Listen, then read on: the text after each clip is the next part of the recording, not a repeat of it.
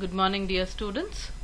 In the last class, we were discussing regarding the time of supply, the calculation of time of supply. So, as per the provision mentioned in the GST Act, we were discussing how to calculate the time of supply. As the provision was clearly telling, the liability to pay tax on goods shall arise at the time of supply as determined in the accordance of the provision. In the same way, we were discussing regarding whether the invoice or the payment or the supplier, whether he receives or whether he does the payment or whether he has entered in his books of accounts. So whichever is earlier, we used to consider for the time of supply. That particular date we used to consider as time of supply. So in today's class, let us see the other problems. In the previous class, we have solved with the 4 problems. Now let us see the next problem. So in the next problem, let us see the problem, that is 5th problem. Mr. Preetham supplies goods worth rupees 24,000 to Mr. Ayank and issues invoice on 22nd July for rupees 24,000, and Mr. Ayank pays rupees 26,000 on 27 July. Again, such supply of goods, the excess of rupees 2,000 is adjusted in the next invoice for supplying of goods issued on 5th August. Date on which the payment is entered in the books of accounts of supply is 30th August. And the date on which payment credited to the bank account is 28th August. Identify the time of supply. My dear students, here you have to be very clear. There is a small change in this particular problem. That is same. That is, Preetham has supplied the goods, Ayank has paid, and here we have got the information, date on which the payment is entered, date on which the payment is credited in the bank, all the information we have. But one thing you need to observe is regarding the payment amount. That is, the invoice is for rupees 24,000. Preetham has issued the invoice for 24,000 worth of goods. But Ayank has paid 26,000. That means he has paid the excess 2,000. In the last class, in the provision, I have told you all, in the 3rd provision, it's very clearly given. If the payment excess rupees 1,000, the date in which the supplier receives the payment shall be the date on which payment is entered, or the date on which the payment credited in his books of account, whichever is earlier. So in this particular problem, for 24,000, Ayank is been paying 26,000. That means he is paying excess. He has already paid 2,000, something which is more than 1,000 rupees. If the payment is done more, excess of 1,000, then the provision will be different. Okay, that is, payment entered in his books or payment which is credited in his bank account. So whichever will be earlier, entered in his books or credited in the bank. So that we need to check. So here, when you check with that, if the excess amount received more than 1,000, the time of supply shall be the date on which payment entered in the books of account of the supplier or on the payment credited to the bank account, whichever is earlier. These 2 dates you have to be very clear.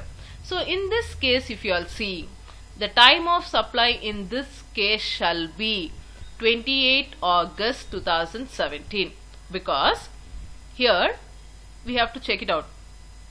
Date entered in the books of supply is 30th and credited is 28th. Entered in the books of accounts is 30th, but actually credited to the bank account is 28th. So among these 2 dates, whichever is earlier has to be considered. So in this case, the time of supply will be 28 August 2017, because when compared to entered in the books, credited in the bank, whichever is earlier. In books entry is 30th August, credited is 28 August. So whichever is earlier is 28 August. So in this case, the time of supply shall be 28 August 2017. Clear? So this provision will be applied only if the excess payment is being done. That too, if the excess is more than 1,000. If the excess is less than 1,000, the regular provisions will be applied. Clear?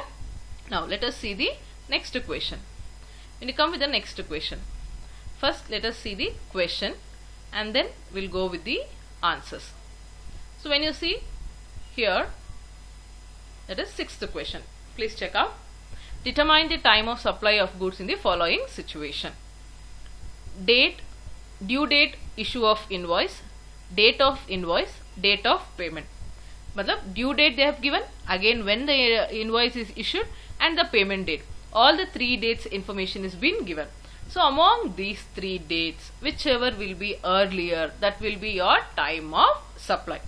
So in the first case, when you check, in the first case if you see, the due date of issue of invoice is 1/10/2017, date of invoice is 10/10, date of payment is 15/10. So whichever is earlier will be your time of supply. So in the first case, the time of supply is 1/10/2017. So here it is mentioned. In the below I have given you all the solution also. Solution generally we write serial number and time of supply. Only that we will be writing. If they have very clearly asked you independent cases and with the reason, then you need to write why this particular date is considered as the time of supply, as previously we have solved. And next case, 10/8/2017 due date, date of issue invoice 15/7, and again date of payment is 30th/8. So when you see all these three dates, the time of supply is date of invoice, that is 15/7/2017. When it is compared to other things, date of invoice is earlier than the date of payment. So the time of supply is 15/7/2017. Okay. And the next third case, 18/7/2017 due date, issue of invoice 27, date of payment again the same day 27. But the due date what we have mentioned is 18/7, which is something earlier than the invoice or invoice and the date of payment. So the time of supply is 18/7. And next fourth case. See, please do check here. In the fourth case what happened? They have given you all the other informations also, like due date is 5/7, issue of invoice is 15/7, check received with book entry is 10/7, actual credited in the bank is 12/7. So 15/7, 10/7, 12/7. All the transaction has taken place in the month of July. But due date what we have entered issuing the invoice is 5th July. So in this case, the time of supply is 5/7. That is 5th of July. Clear? And next, when you check with the fifth case. Fifth case, 15/6 due date, issue again on the same day 15/6. Check received is 14/6, actual credited an account is 16/6. So here you need to check whichever is earlier. In that, if you see, we have received the check on 14/6. So the time of supply in the fifth case is 14/6 because the check received is earlier than the payment and the due date and the issue of invoice. I hope you all are clear, students. And next, in the sixth case, when you check, due date is 5/7, date of issue of invoice is 10/7, date of payment is 1/7. So but in this case what happened? First they have done the payment, right? So in the sixth case, first they have done the payment, that is 1/7/17 will be your time of supply. So that is in sixth case 1/7/17 is the time of supply. Coming with the seventh case. See, seventh case you have to be careful. The question they have given you all the two part, that is 10/7 due date, issue of invoice is 6/8, then one part. First you have to consider only for the one part, then you have to consider for the remaining part. That means the goods only partly it will be delivered. Okay. So first you need to consider only the one part. 10/7 due date, 6/8 issue of invoice, only the first part, that is 5/7. For first part, what is the time of supply? For the first part, the time of supply will be 5/7/2017. Here you need to mention case number 7 only for one part or only for the first part. The time of supply will be 5/7/2017. Now for the remaining part. For remaining part, due date and issue remains the same. 10/7/17, 6/8/17, 25/7/17 for the remaining part. In this case, the time of supply will be 10/7/17. So again you need to write like this. One second. See, For remaining part 10/7/17. So first in case number 7, first part time of supply will be 5/7/17. For remaining part time of supply will be 10/7/17. And now let us see the 8th case. In the 8th case, what happened? Due date is 16/6, issue date is 20th/6, actual credit is 15/6, entry in the books is 17/6. So among these, whichever is earlier, in that case when you check, 15/6 is the earlier. So 15/6 is the time of supply for the 8th case. And 9th case when you check, due date 6/9, issue of invoice 10/9, actual creditor 7/9, entry in the books 5/9. All the transaction has taken place in the month of September only, but we have entered first in our books before giving the invoice. So 5/9/2007 is the time of supply. And in the 10th case, due date 4/7, issue invoice 10/7, payment is 1/7. So here 1/7/17 is your time of supply. Let us see the answer there. See here in the table I have mentioned, for 8th case 15/6, 9th one 6/9, and 10th is 1/7/2017. So always you have to be very clear with the dates. Whichever will be earlier will be considered as the time of supply. In the question only I will discuss now for the time of supply for the 7th problem. Another problems I will be giving you all the homework. You all can do it on your own. So when it comes with the 7th problem, determine the time of supply for the from the given information. Last date of invoice, date of invoice, date of payment. First case 10/7/2018, 12/7/2018, 15/7/2018. Whichever will be earlier will be your time of supply. That is, in this case 10/7/2018 is your time of supply. And next second case 4/8/2018, 2/8/2018, and 3/7/2018.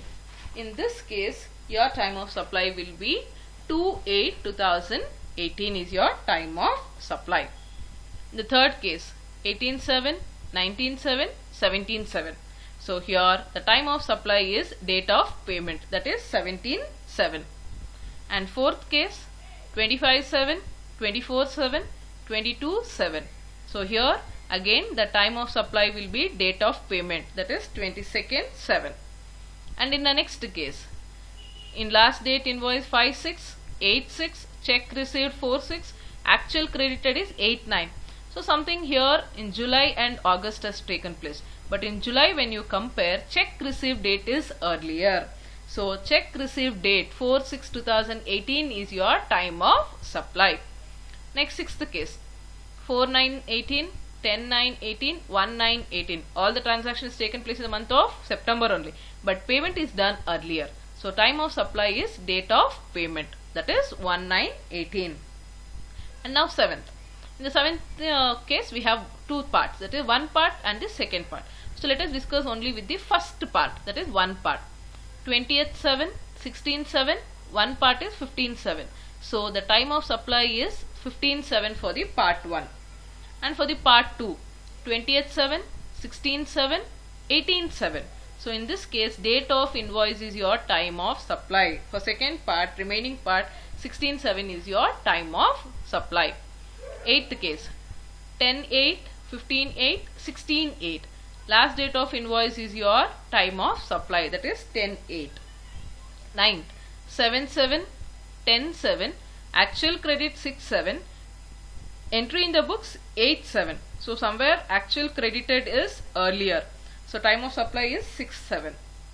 And 7th, the last one, 10th case 7/7, 10/7, actual credited 9/7, but entry in the books is 5/7. So 5/7 is your time of supply. So for the same question I have given you all the answers below here in the format. Even I want you all to write in the same way, right? This remaining part or first part, you all can write on your right hand side, or it can be in the left hand side.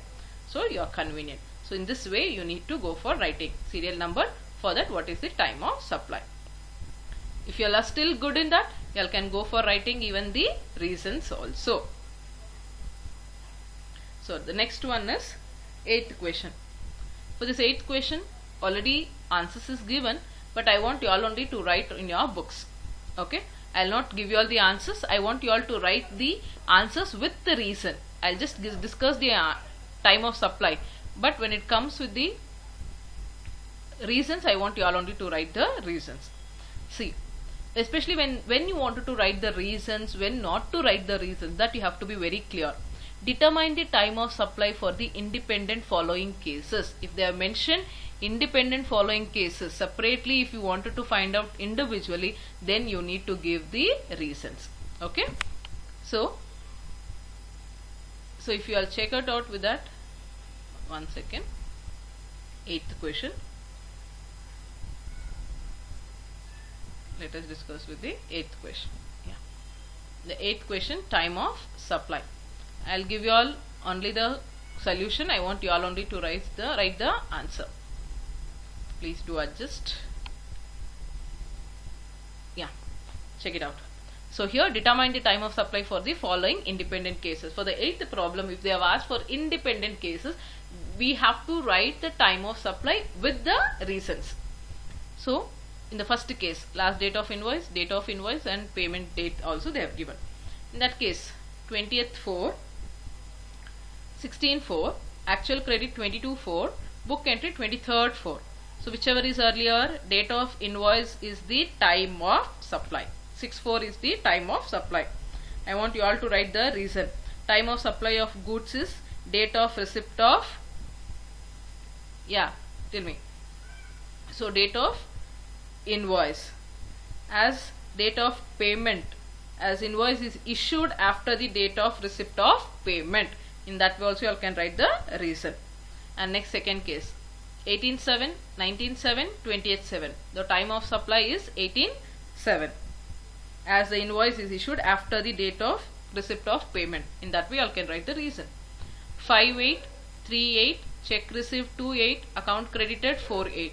Somewhere check is received earlier, so time of supply is 2/8/18. 1/1/18, 2/1/18, 6/1, 16/1/18. Somewhere the last date invoice is 1/1, so time of supply is 1/1/18. 22/2, 23/2, book entry 20th, actual credited is 21st. So book entry is the earlier case. So time of supply is 20th to 2018. And sixth last case, 18/3, 22/3, 25/3. So 18/3 is your time of supply. So clear? I have given you all the time of supply, but I want you all to write the answers. So here I have given you all the answers like this. I want you all to write time of supply with the reason. Time of for each independent cases, I want you all to write the time of supply. And in tomorrow classes, I will be discussing with the time of supply of services. In today's class, till now we were calculating the time of supply for goods. In tomorrow's class, we will be discussing with the services.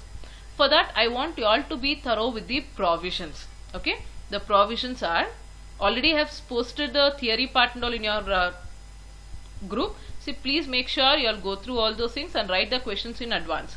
It is your convenient. You all can write the questions first and then write the answer, or simultaneously. Okay. See here, the provisions will not remain same for goods and services. For services it differs, for goods it differs. In all the classes we discussed with the time of supply of goods. In tomorrow's class we will be discussing with time of supply of services. When the services comes, you have to be very clear with these provisions. That is, if the invoice is issued within the prescribed time period, you have to be very clear, my dear students. Here only you people will get confused. So please be very clear with the provision. If the invoice is issued within the prescribed time, the prescribed time is 30 days. That is 1 month. 45 days in the case of banking company, right? But we will be discussing with the regular companies. So 30 days you remember, 1 month. If the invoice is issued within the prescribed time, that is within 1 month, then the date of issue of invoice by the supplier or date of receipt of payment, these two things you need to check. If it is within 30 days, issue of invoice, receipt of payment, whichever is earlier. Sometimes the invoice will not issued within the 30 days, right? If the invoice is not issued within the prescribed time limit, that means if the invoice is issued more than after the 30 days, that time the provision will be different. The date of provision of service, the date of receipt of payment, whichever is earlier, right? You have to be very clear. By chance, in case where the provision 1 and 2 is not applying, we'll discuss how it comes. The date on which recipient show the receipt of service in his books of accounts. When the information is not clear for us, then in his books, whatever the date he has entered, that date we consider as the time of supply. So in tomorrow's classes, I will be solving the problem. So before that, I want you all to be very clear with the provisions, whatever I have told you all now regarding the time of supply of services. Okay, this reverse charge you all write in your books, but later on I'll explain that. So till here, I want you all to be clear with the provision. So in the tomorrow's class, I'll be discussing with time of supply of services. Okay, thank you, my dear students. Have a nice day.